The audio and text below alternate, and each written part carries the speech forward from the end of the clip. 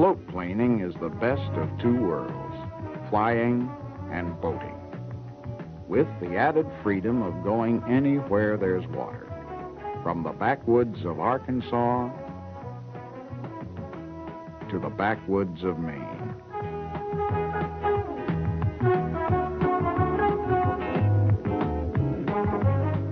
Flying over the popular lakes of Florida or the unknown lakes of Alaska. Here in our last frontier, the airplane is the fastest and often the only carrier. The early Alaskan bush pilot has already earned a place in American folklore.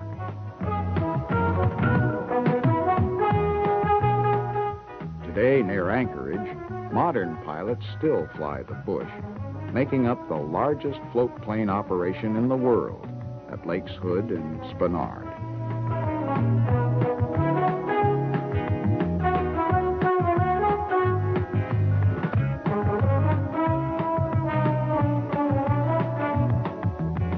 But no matter where you operate, the fundamentals of flying floats are the same.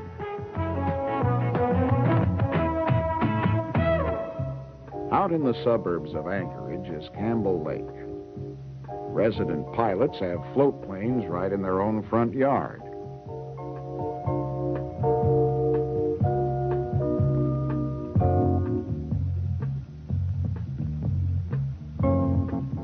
You'll find pre-flight checkout of the float plane generally similar to that of a land plane. One obvious difference is you have to be careful on your walk-around. Inspection of water rudder cables and pulleys is a must.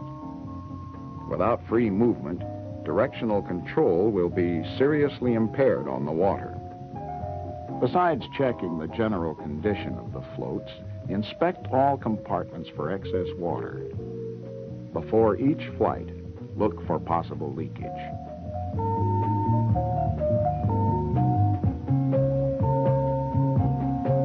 Knowing the prevailing wind and water condition is part of the pre-flight procedure.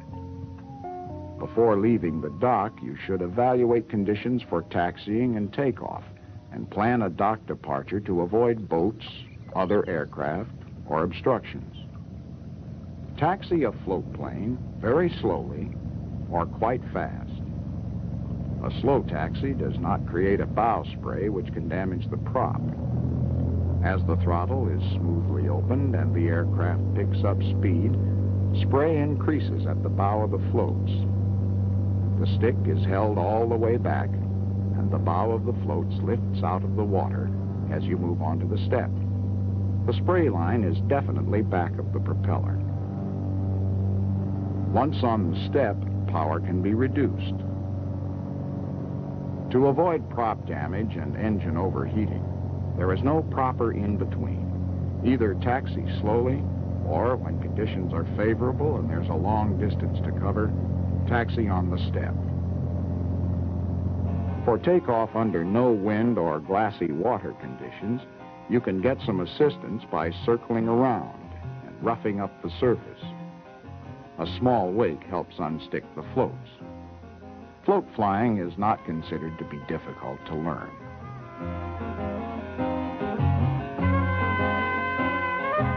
Landings and takeoffs are comparatively simple in water areas that are generally large and traffic-free.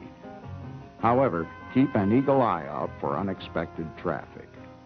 Once on the step, merely add power and accelerate for takeoff. When sufficient flying speed is attained, a very slight increase in back pressure will lift the aircraft cleanly off the water.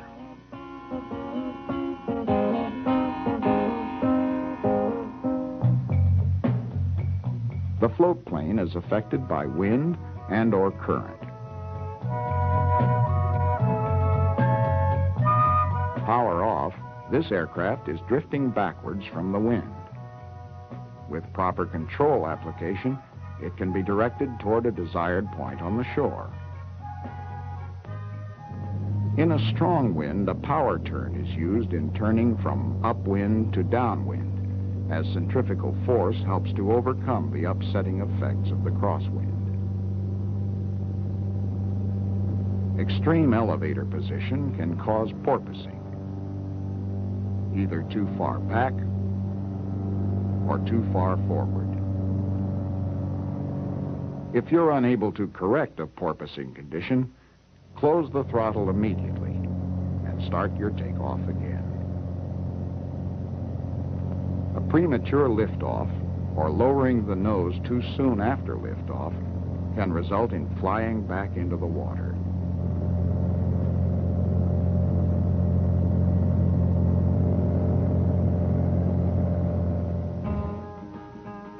When forced to operate from a small pond or in a restricted area, apply the same techniques used for short field landing.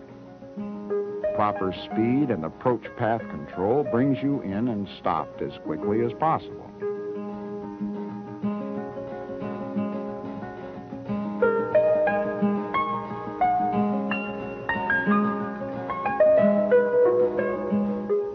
Sometimes it's easier to get into than out of a small lake. Within a confined area, a taxi turn helps accelerate to liftoff speed.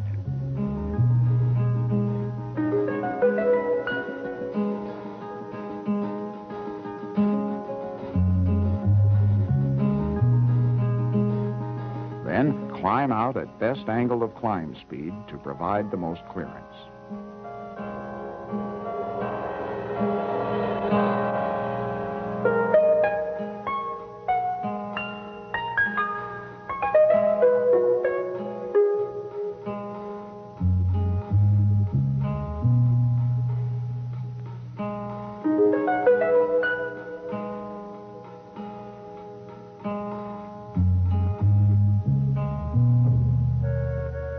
In flying floats, the single, most deceptive phenomenon is a flat, calm condition known as glassy water. It can be deadly. Calmness of the water tends to mislead you. The water's surface looks inviting and easy. However, it's difficult to judge when to flare or round out the aircraft. Sometimes you can't see the surface, even when you're on it.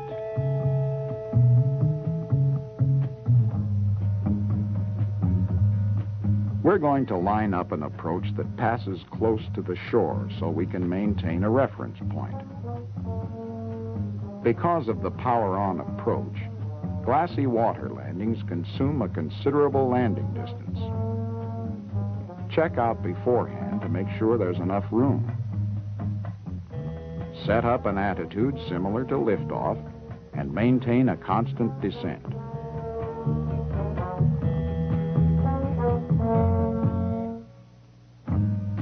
Remember, try to land as nearly as possible to the shoreline or next to a boat, anything that can be used as a reference.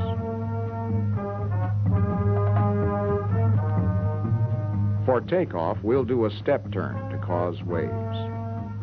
This not only helps free the floats, but also improves depth perception.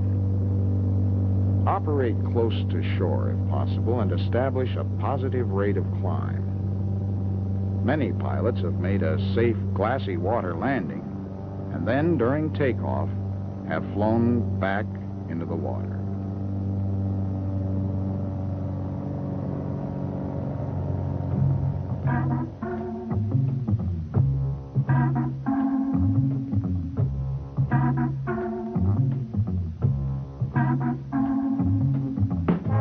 River landings have a different set of techniques and require good headwork. Winding channel, sandbars, floating logs make a river unsuitable. This river is a better choice. It's wide, deep, and seems to be free of obstacles.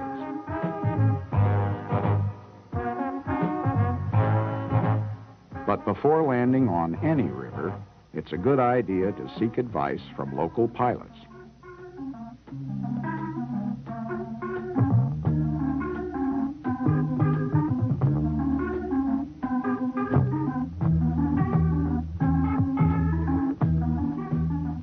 current is fast, but there are areas of calm backwater.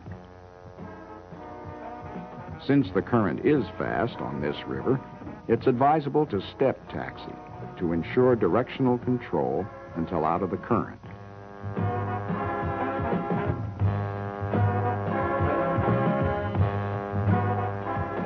Unlike a glassy water landing where we operate close to the shore, you notice we stay well clear of the bank.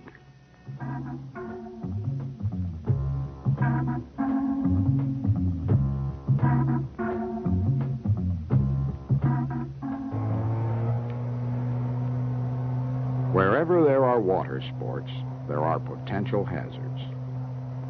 The last thing a fisherman has on his mind is to look out for airplanes, and he's liable to suddenly appear from any direction.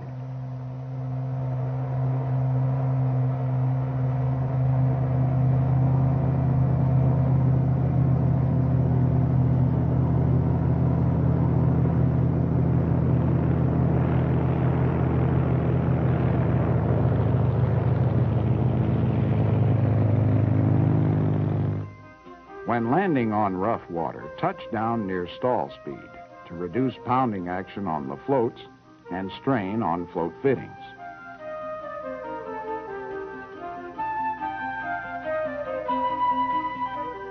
In working up to a low dock or float, approach slowly from alongside instead of directly toward it, and take into account effects of wind and current. Make sure the engine is stopped before coming alongside.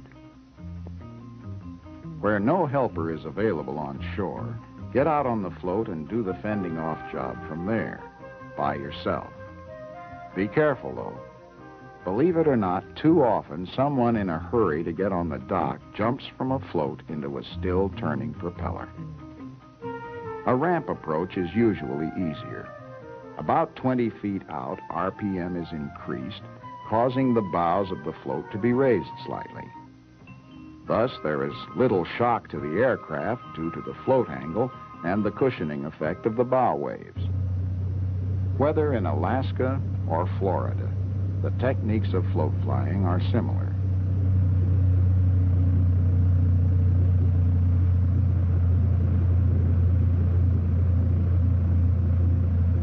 Float plane operators everywhere recommend avoiding boat wakes during a landing. Until the aircraft has slowed down, hitting a boat wake can damage the floats. The wake is helpful for depth perception, but touch down beyond it. Sometimes you'll find your seaplane in areas that offer no docking, mooring, or handling facilities. Before beaching on an unknown shore, inspect the bottom for sharp objects that could puncture the floats. Then, approach the beach at the slowest possible speed, cut the engine, lift the water rudders, and allow the aircraft to drift gently into the beach. Once ashore, lift the tail of the airplane and carefully pull it up onto the beach.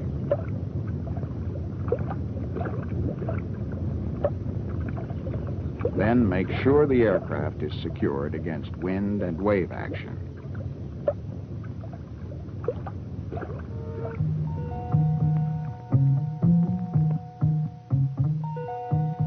In Maine, like Alaska, you need the float plane to reach the remote backwoods.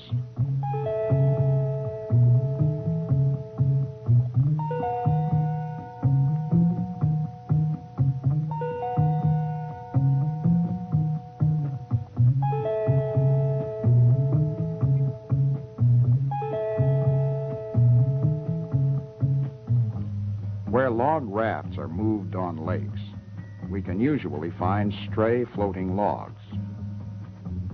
And whether floating or submerged, logs can cause severe damage to a float.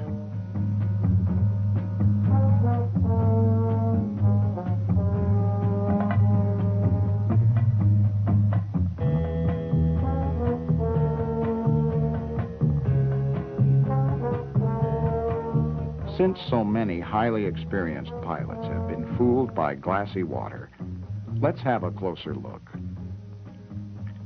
As you pass the shoreline, set up the aircraft with an attitude similar to liftoff, adjusting power as necessary to maintain airspeed about 10 miles above stall and a rate of descent of about 150 feet per minute. With a constant power setting and a constant attitude, the airspeed should remain fairly stable. Now, closely control the throttle so that a constant descent is maintained until the aircraft makes contact with the water.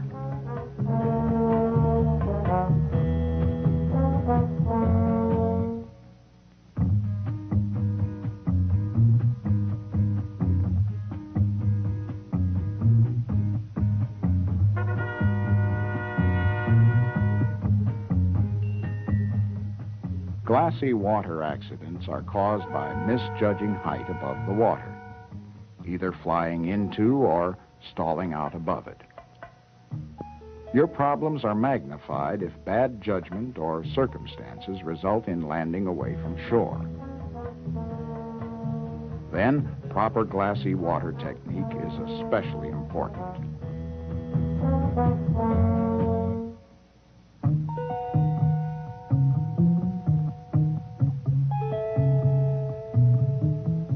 Once you set up for a glassy water landing, attitude and power control are the keys to success.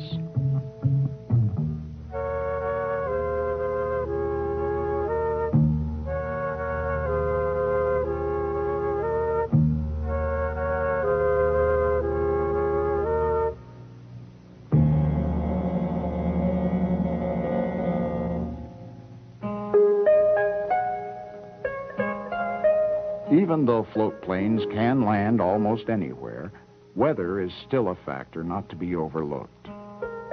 VFR conditions can quickly change to IFR due to clouds or fog formation. The unwary float plane pilot may discover his water area dangerously socked in. Always have an alternate route in mind.